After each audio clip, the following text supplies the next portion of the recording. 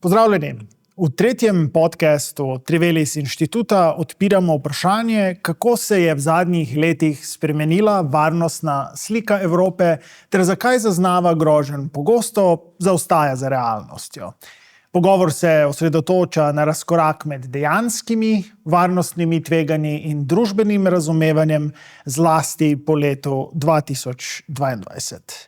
Gostja je Jelena Juvan, profesorica na Fakulteti za družbene vede in ena vodilnih slovenskih strokovnjakinj za obrambne študije.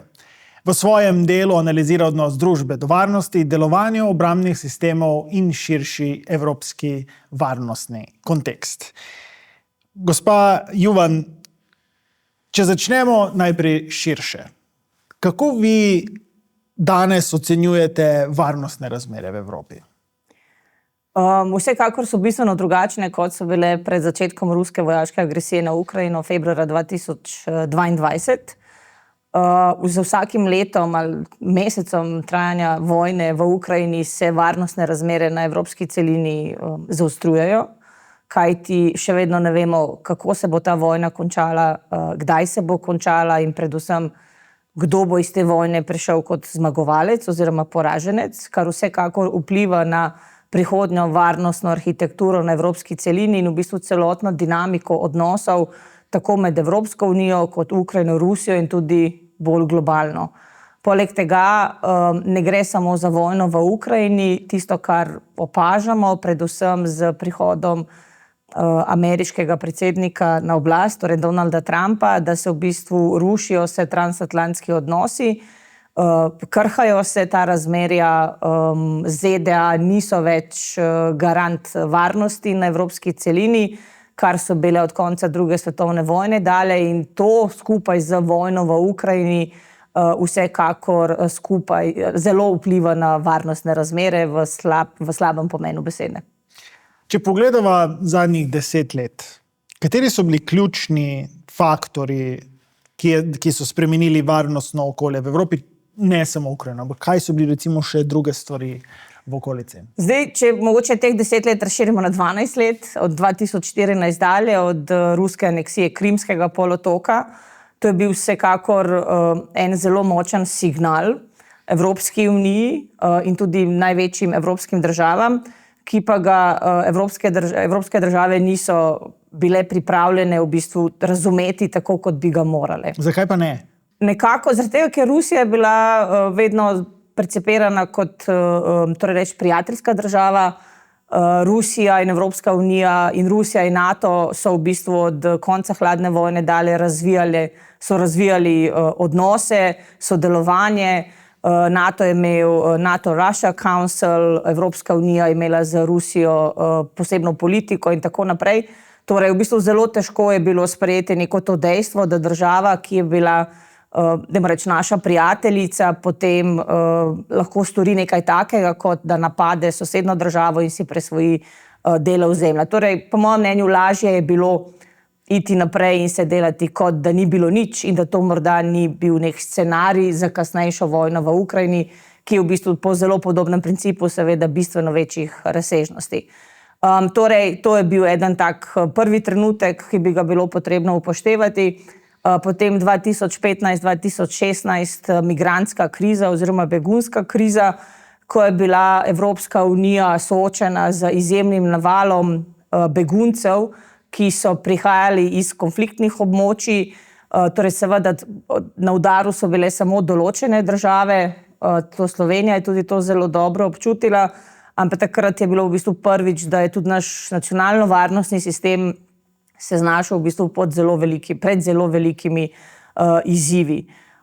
Potem pa seveda vojna v Ukrajini, ruski napad na Ukrajino, vmes tudi izjemna okrepitev kibernetskih napadov. Kibernetski napadi so danes v bistvu že del našega vsakdanja. Kakšnih 10 let nazaj te kibernetske grožnje v evropskem prostoru niso bile tako izrazite in niso bile tako zelo prisotne. Potem hibridne grožnje, torej v bistvu skupek različnih groženj, ki jih določene države uporabljajo v evropskem prostoru, informacijska vojna, plasiranje informacij, ki so neresnične z namenom destabilizacije držav ali pa regij. Vse to v bistvu tvori današnji okvir groženj evropski varnosti in to je nekaj, kar se je napovedovalo že dlje časa in ni se začelo šele z februarjem 2022.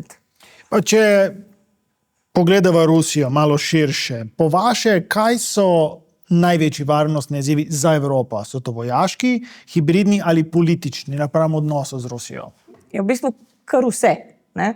Začelo se je kot vojaška grožnja, vendar zdaj po več kot 4 letih trajanja tega spopada je jasno, da Rusija ne deluje zgolj vojaško v Ukrajini, da poskuša z določenimi metodami, mehanizmi in tehnikami destabilizirati tudi druge evropske države, da je v bistvu vmes tudi poskušala nekako sprovocirati odziv NATO.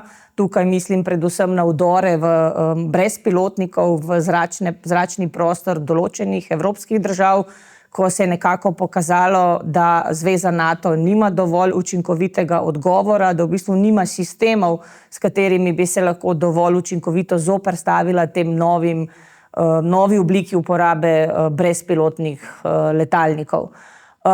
Vsekakor največji izziv v prihodnje, enkrat, ko se bo ta vojna končala, bo v bistvu najti nek način sobivanja z Rusijo na isti celini, kam bo to zapeljalo in v kateri smeri bo šla ruska zunanja politika po tistemu, ko se bodo končali spopadi. Tukaj pa je seveda ključno vprašanje, kako se bo ta vojna končala in katera izmed strani bo popustila, da sploh pride do konca uporabe vojaške sile, kajti nekdo bo moral popustiti, razen če potem to preraste v te neskončno vojno, ki bo sčasoma zamrla v nek zamrznjen konflikt. Pa se vam zdi, da se bo nova Rusija, teorija nove Rusije, ki so Dugin in ostali usmerjajo, da se bo to še naprej nadaljevalo ali bo tu potrebna iz njihove strani sprememba? Seveda je ključno vprašanje, kdo bo nasledil Putina enkrat, ko predsednik Putin, ko ga ne bo več. Potrebno upoštevati seveda tudi njegovo starost, ampak nekako pričakovanja so vedno, da je Putin tukaj problem, ampak ni. V bistvu je politika, ki ga on vodi in v bistvu vsi so mišljeniki, ki so skupaj z njimi v tem. Ne glede na to, da Rusija ima predsedniški sistem, v katerem je predsednik ima izjemno močno vlogo, ampak vseeno ima tudi zelo močno skupino somišljenikov, ki lahko, da bodo tudi nadaljevale v bistvu za to politiko. In zaradi tega je zelo ključnega pomena, da Evropska unija krepi svojo strateško avtonomijo, da krepi svojo odvračalno vlogo, da morda v prihodnosti kdorkoli bi jo želel napasti, da tega ne stori, kajti da se zaveda moči Evropske unije. V enem od poročil Trivelis inštituta smo govorili o vplivanjih na evropski ravni in je omenjena notri Gerasimova doktrina, kjer je dejansko uporaba informacijskih orodij kot del vojaškega ukrepa oziroma vojaškega dela ukrepanja pri čemorkoli za dosego ciljev. Ali v Evropski uniji jemljemo te grožnje dovolj resno? Ne, kajti nimajo tako direktnih učinkov, kot jih ima na primer vojaška grožnja. Informacijsko vojskovanje oziroma vpliv na razmišljanje ali pa stališča ali pa spremembe v obnašanju določene populacije je nekaj, kar se dogaja, se ne zgodi čez noč. Torej, učinki so počasni, ampak se poznajo in zaradi tega jih morda v nekem lokalnem okolju ne zaznamo tako zelo hitro in na njih nismo odzivni. Iz današnje perspektive v bistvu lahko ocenjujemo vpliv ruskih dezinformacijskih kampanj za zadnje 4 leta, medtem ko so se pa dogajale, je pa v bistvu bilo prvo vprašanje, kdo stoji za tem.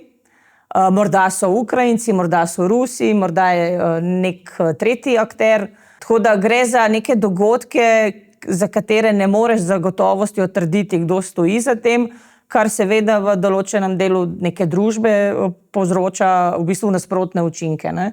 Dvom v vse oziroma dvom v neke uradne verzije in oblikovanje nekih lastnih stališč.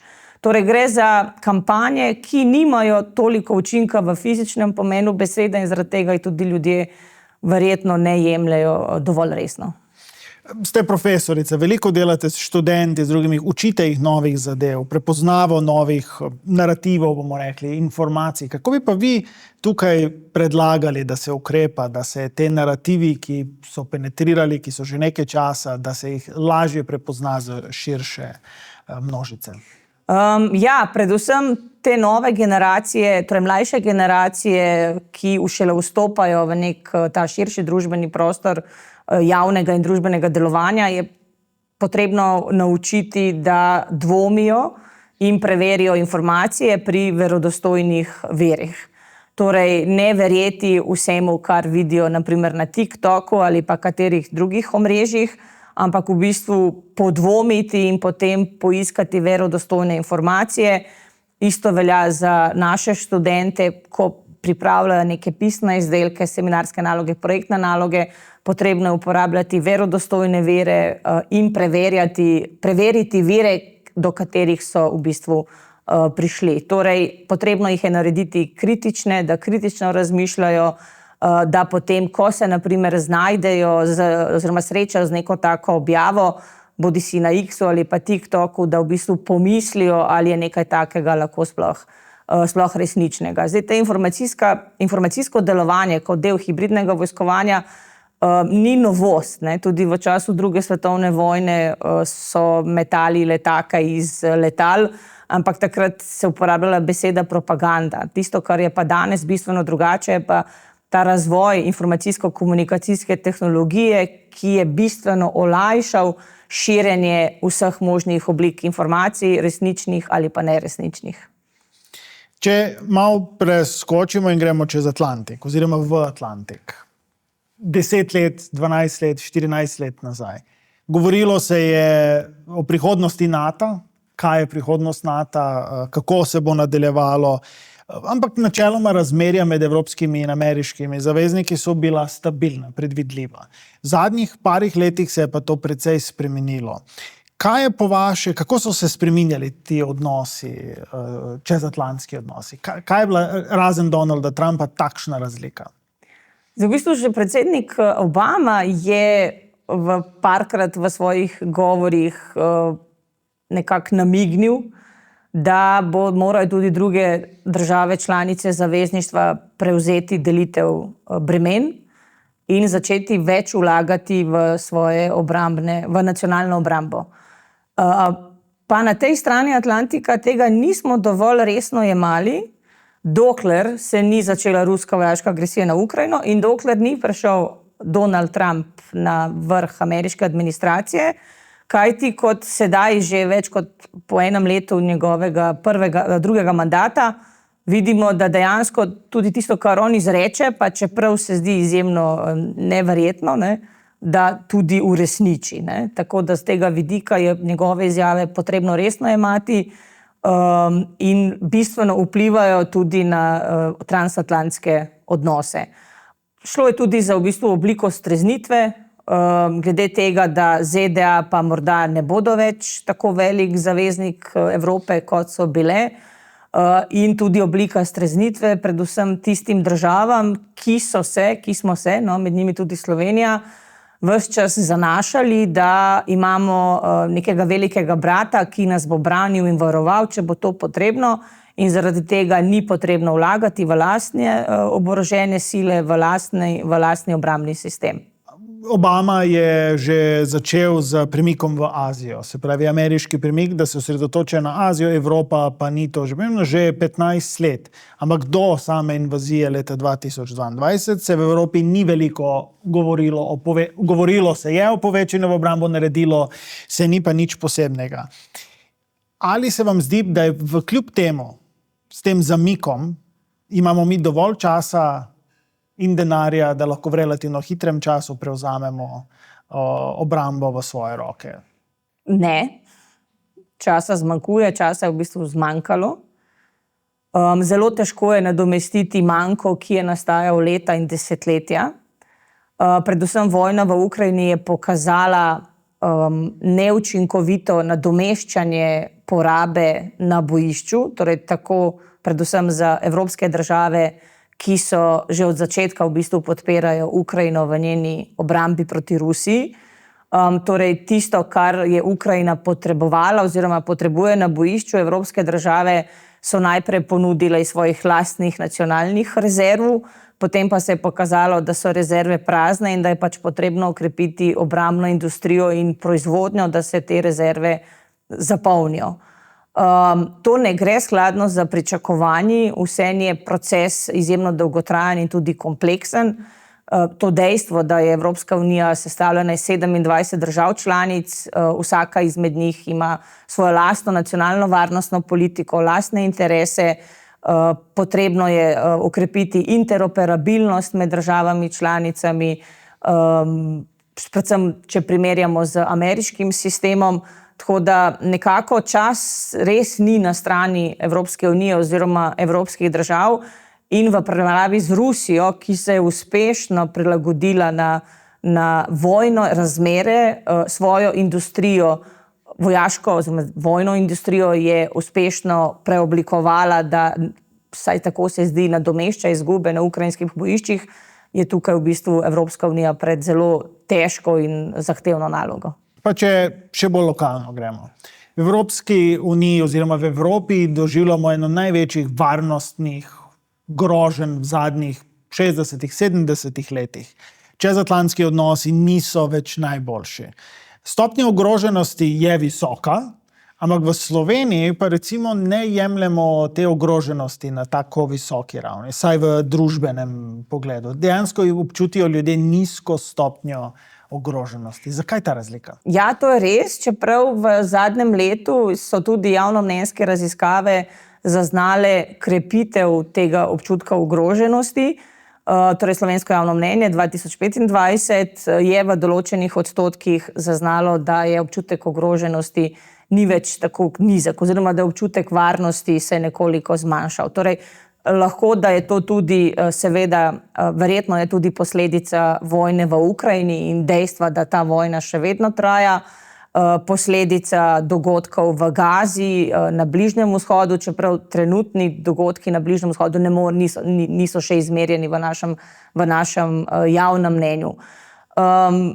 Slovenska javnost se je začela zavedati, da dogodki na evropski celini imajo neposredni vpliv tudi na slovensko varnost, tako da tudi ta občutek ogroženosti se je okrepil, vsekakor pa tukaj vplivajo tudi medijska poročila, kot tudi različne informacijske kampanje ali pa dezinformacijske kampanje, katerih smo deležni v slovenskem prostoru.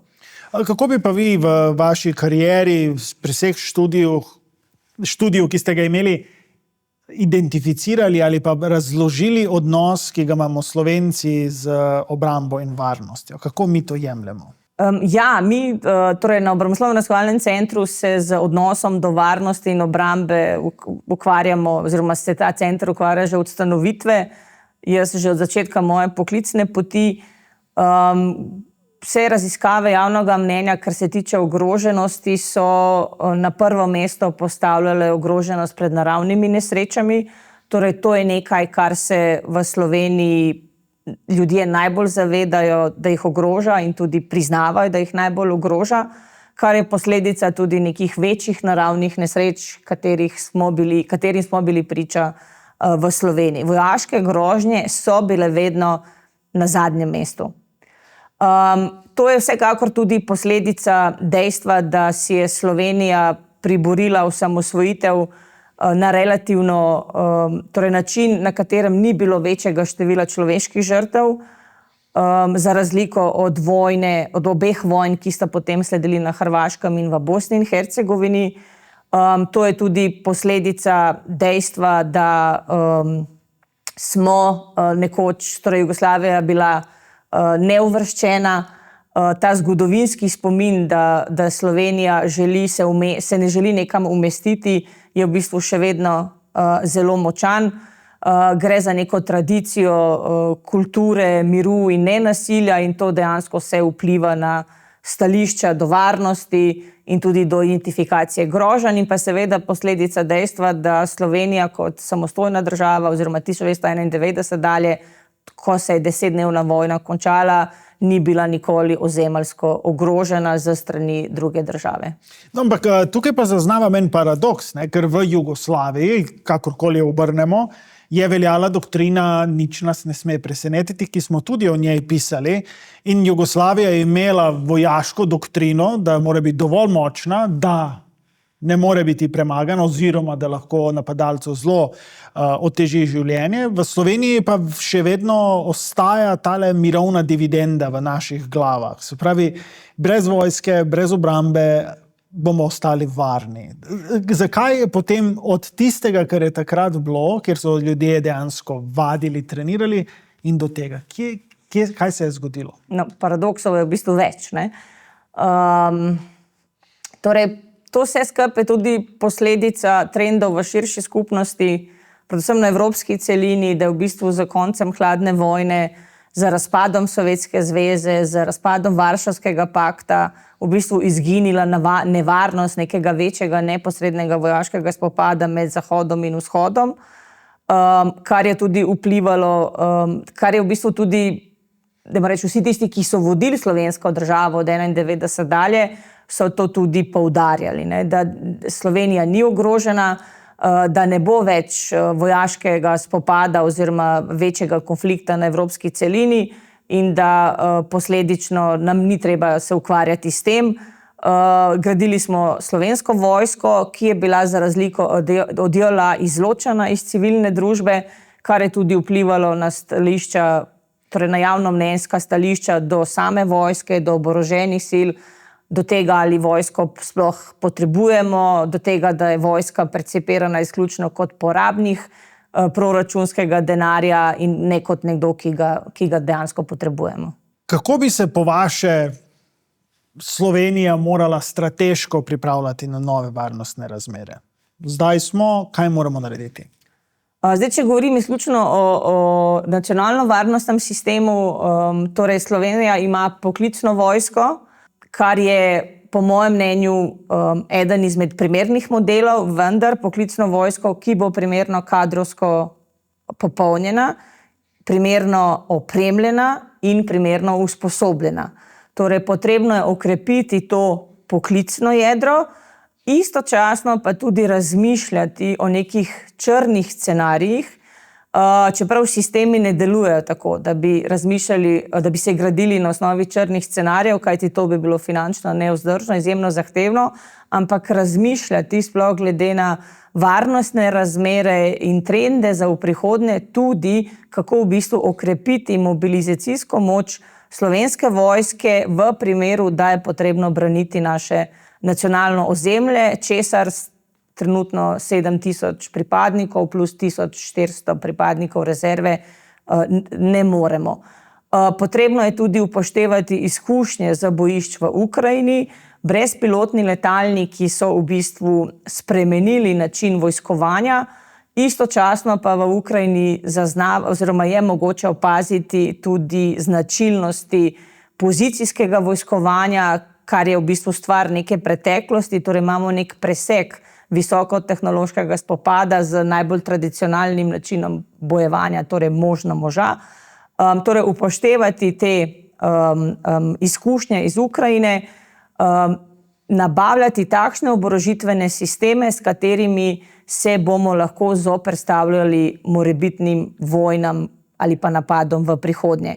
Isto tako, na primer, upoštevati izkušnje oziroma dogodke, naprimer trenutno na Bližnjem vzhodu, ob sestrelitvi raket, ki so zašle v turški zračni prostor, se je v bistvu pokazalo, kaj je tisto, kar Evropa in tudi mi z njo dejansko potrebujemo za neke take napade. Ne? Večja verjetnost je, da je spopad prihodnosti, spopad tako kot je zdaj na Bližnjem vzhodu, torej gre za rakete, balistične rakete, izstrelke, manjša verjetnost pa je, da bo dejansko šlo za nek spopad, ki bo potekal na slovenskem nacionalnem ozemlju. Če bi nadaljevali z tega, kaj pa naša infrastruktura, šolski sistem, politični sistem, pa na koncu gospodarstvo in civilne zaščite, kako bi se pa moramo te prilagoditi po 30 letih, ko smo jih postavili na ene temelje?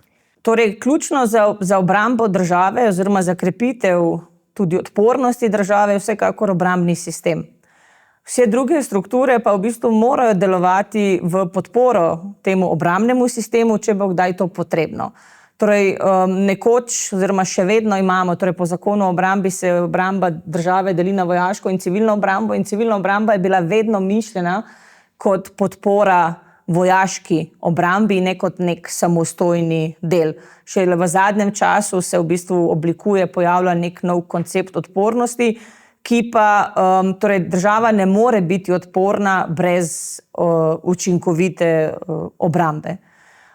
Torej, potrebno je vse dele družbe, torej tako šolski sistem, zdravstveni sistem in pa druge sisteme pripraviti oziroma usposobiti za delovanje v neki krizi. Torej vse družbene ravni, od najvišje do najnižje, torej do ravni vsakega posameznika, kaj v bistvu narediti, ko si sooča z neko krizo, ki pa ni nujno vojaška. Lahko je kibernetski napad, ki bo prekinil preskrbo z električno energijo v določenem delu Slovenije, na primer. Lahko je kibernetski napad, ki bo prekinil delovanje telekomunikacijskih omrežij in tako naprej, ali preskrbo z vodo. Vsi ti sistemi, ki sodijo v kritično infrastrukturo, temeljijo na uporabi informacijske komunikacijske tehnologije in zato so toliko bolj ranljivi za kibernetske napade. Torej, mi kot posamezniki moraš biti pripravljen na to, da doma zmanjka elektrike in da ne bo prišla v roku 1 ure, ampak da mogoče 48 ur in razmisliti o tem, kako zelo smo odvisni od elektrike, na primer. Samo zgolj en primer. Ampak če nadaljujeva z tega, kako bomo mi potem gradili našo odpornost na tem? Kako po vašem mora država pristopati, da ljudje, ali smo mi pripravljeni in imamo za 48 ur, 72 ur doma zalog, da lahko brez težav počakamo to, kaj bi morali narediti? Neka oblika kampanje strani države je samo ena od oblik, ki so pa navad v obliki nekih letakov v nabiralnikih niso najbolje sprejeti v določenem delu slovenske družbe. Torej, potrebno je začeti po posameznih sektorjih. Zdaj, kar se tiče šolskega sistema, o tem je zelo veliko govora že dolgo časa. Vezano je tudi na krepitev domoljubja, ampak niti ni nujno. Ni nujno, da imamo predmet, ki se nanaša na domoljubje, ampak na neko pripravo za krizne razmere bi pa v bistvu potrebovali že od najnižjih razredov. Šole imajo, na primer, evakuacijske vaje enkrat na leto. Morda bi bilo potrebno razmišljati tudi o nekih drugih oblikah priprave mladih na delo oziroma na neke krizne razmere, ne glede na to, kakšna kriza bo. Predvsem pa okrepiti zavest, da si vsak posameznik mora najprej sam pomagati, kajti v primeru neke večje krize, širše krize, državne strukture ne bodo na voljo, da pomagajo čisto vsakemu. Torej, skladno z načrti ukrepanja v naši državi je jasno, natančno določeno, komu se najprej pomaga in to so tiste strukture oziroma institucije, ki so nujne za nemoteno delovanje države. Zelo dober primer, ki ga jaz tudi pogosto navajam, je nek potres močnejših razsežnosti v Ljubljani, torej v glavnem mestu, ko obstoječe strukture, v bistvu že sedaj je jasno, tudi zaradi potresne ogroženosti Ljubljane ne bodo mogle pomagati vsem. Torej, zavedati se, da je potrebno vsaj za tistih nekaj prvih 24 ur ali pa še več, preden pomoč pride, da veš, kaj narediti. Pa če zdaj apropo tega nadaljujeva, danes je 20. marec, ko to snemamo, kriza v Perzijskem zalivu se spreminja iz ure v uro, ampak kako bi pa vi recimo to refleksijo na to imeli zdaj? Ali mi smo naredili naftne zaloge po krizi v 70 letih, kar nam omogoča nek varno rezervo. Kaj pa se bo tukaj še za nas kot še eden od pritiskov na Evropsko unijo oziroma Slovenijo? Kaj vi pričakujete? To je v bistvu zdaj stvar gospodarske politike in preskrbe z energenti. Zdaj, po nekih zagotovilih naj bi mi imeli zalog za več kot 100 dni, Evropska unija zahteva 90 dni. Ampak jaz bi rekla zelo zaskrbljujoče, da je določen delež in to ne majhen delež teh energentov se nahaja v tujini. In mislim, da zelo dobro smo se naučili iz krize, ki je nastopila ob pandemiji COVID-19, ko neka ta solidarnost med državami pade in na prvo mesto seveda popolnoma normalno vsaka država postavlja svoje interese in svojo varnost. Takrat so bile maske oziroma zaščitna oprema, sedaj pa v neki večji krizi, ko bo tudi drugim državam morda začelo primanjkovati energentov, pa je vprašanje, če mi imamo dostop do teh energentov, ki se nahajajo na tujih ozemljih. Zdaj, to, kar se dogaja zadnje dni na slovenskih pumpah določenih, je tudi posledica verjetno prevelike panike med posamezniki in pa posledica naše te politike do uravnavanja cen bencina, s čimer smo se soočili v bistvu z politikami sosednjih držav, ki tega nimajo in zaradi tega se je pač okrepilo oziroma povečalo povpraševanje predvsem na pumpah v bližini meja. Ampak to je neka kriza, s katero se ne sooča samo Slovenija oziroma se ne bomo samo mi, to bo evropska kriza, kar dejansko potem potencira učinke te krize. In kdo nam lahko pomaga, če se druge države se bodo v bistvu znašle v istem? No, če nadaljujeva od Perzijskega zaliva, ena od najbolj problematičnih surovin, ki nam manjka, bodo gnojila, bodo amonijak in podobne, ki so zelo pomembne za zaloge gnojil v Evropski uniji. Zdaj se pripravljajo spomladi oziroma priprave na novo sezono. Kako pa vi recimo tudi z izkušenj COVID-19, ko so se logistične verige začele krhati, kaj tukaj v tem primeru za nas pomeni odpornost? Kako se moramo mi kot država na lokalnem nivoju pripravljati na to, kar se lahko zgodi? Ja, v bistvu to nakazuje na to, kako je ta koncept odpornosti izjemno kompleksen, in ne gre samo za obrambo, čeprav je obramba države in varnost države v bistvu temeljni pogoj, ampak gre v bistvu za vse ostalo, kar dejansko omogoča delovanje družbe in preživetje prebivalcev v tej družbi oziroma državi. In naprimer preskrba z gorivom oziroma preskrba z naftom in energenti ni povezana samo z našimi prevozi, ampak je tudi z delom kmetov torej spomladi, kar je seveda vpliva na našo prehransko varnost, sploh upoštevajoč dejstvo, da je Slovenija izjemno ni prehransko samooskrbna, da smo mi v zelo visokem odstotku odvisni od uvoza, kar nas v bistvu postavlja v še bolj ranljivejši položaj v primerjavi z nekimi državami, ki pa so prehransko bolj samooskrbne. Torej, gre za prehransko varnost, gre za energetsko varnost, ki se je tudi ob začetku vojne v Ukrajini v bistvu pokazala kot izjemnega pomena. Gre tudi za številne druge vidike oziroma sestavine odpornosti. Torej, v Sloveniji je v fazi sprejemanja strategije odpornosti in, če se ne motim, je tam 13 različnih sestavin te odpornosti. Torej, ni samo obramba, so še številne druge in to je v bistvu dokaz, da sodobne krize so kompleksne krize. Tudi zaradi globalizacije in izjemne povezanosti sveta. Če se nekaj zgodi, naprimer na Bližnjem vzhodu, zapre se Hormuška ožina, lahko bi nekdo odmahnil pa bi rekel, to je pa tako daleč od Slovenije, to se pa nas čisto nič ne tiče, ampak to ni res. No in ravno tale odpornost pa percepcija ogroženosti, ki jo doživljamo oziroma jo lahko doživimo v naftni krizi 70-ih letih, pa v vojni tankerjev v 80-ih letih, ko je Iran že prvič ciljal tankerje, je bil tale doseg, kaj se dogaja, oziroma da je pri nas prišlo za zamikom. Vedno je bilo 1 dan, 2 dni, 3 dni, ko se je nekaj zgodilo. Mi pa zdaj že skoraj instantno videvamo te zadeve. Kako pa vi mislite, da to vpliva na lahko to usmeri željo po odpornosti na višje? Kako informacije lahko na to vplivajo?